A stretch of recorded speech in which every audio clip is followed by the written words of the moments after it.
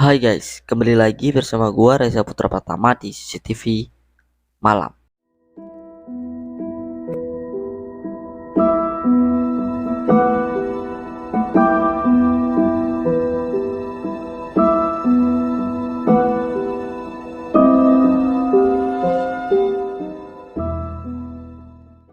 Di video kali ini akan menceritakan singkat mitos awal mula ritual seks di Gunung Kemungkus. Jadi seperti apa ceritanya? Alangkah baiknya sebelum kita mulai ke ceritanya, kalian subscribe dulu ke channel ini dan jangan lupa aktifkan lonceng notifikasinya agar nggak ketinggalan setiap gua upload video terbaru.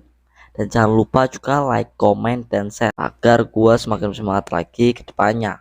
Dan ya, matikan lampunya, siapin kopi dan cemilannya. Kalau sudah siap, mari kita mulai ke ceritanya. Pada 2014 lalu, nama Gunung Kemungkus sempat mendunia.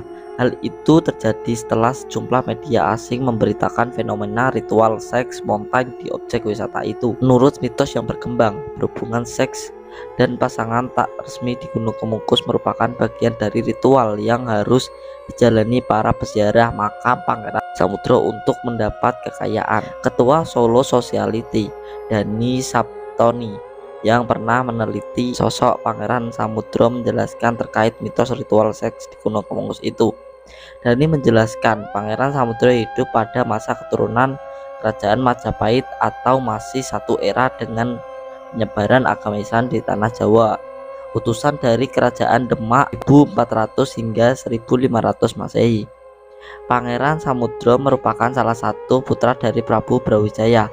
Karena ada konflik dengan ayah handanya, Pangeran Samudro kemudian mengembara keluar dari Majapahit hingga sampai di Gunung Kemungkus.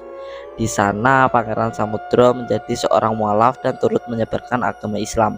Dia punya banyak murid dan menghidupi penduduk sekitar. Jelas Dani dilansir dari Pos. Suatu ketika para santri dari Pangeran Samudro itu tengah memasak di dapur. Pada saat itu warga sekitar melihat kepulan asap dari dapur dilihat dari kejauhan seperti kukusan. Hal itulah yang mengilhami lahirnya istilah Gunung Kemungkus. Setelah kepergian Pangeran Samudro, ibu tirinya yakni Dewi Otrowulan yang mengasuhnya sejak kecil menyusul keluar dari Majapahit. Sebagai seorang ibu, ia mengkhawatirkan putra angkatnya itu sampai akhirnya Dewi Otrowulan tiba di Gunung Kemungkus. Saat tiba di Gunung Kemungkus, Dewi Otrowulan mendapati Pangeran Samudro sudah meninggal. Lalu Dewi Otrowulan dikubur satu liang dengan Pangeran Samudro. Namun oleh oknum yang tidak bertanggung jawab, kisah Dewi Otrowulan dan Pangeran Samudro itu dikaitkan dengan ritual pesugihan. Ada cerita menyimpang yang menyebutkan Dewi Otrowulan terlibat kisah cinta terlarang dengan Pangeran Samudro.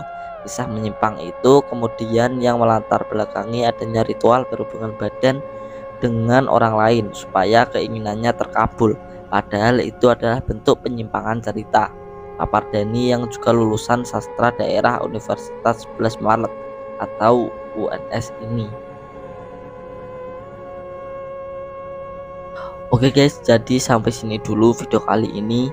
Dan buat kalian yang punya cerita pengalaman horor, ya bisa diceritakan. Kalian bisa share cerita kalian melalui IG @putra45. Dan terima kasih sudah mendengarkan cerita kali ini. Semoga kalian bisa tidur nyenyak. Dan ya, bye bye.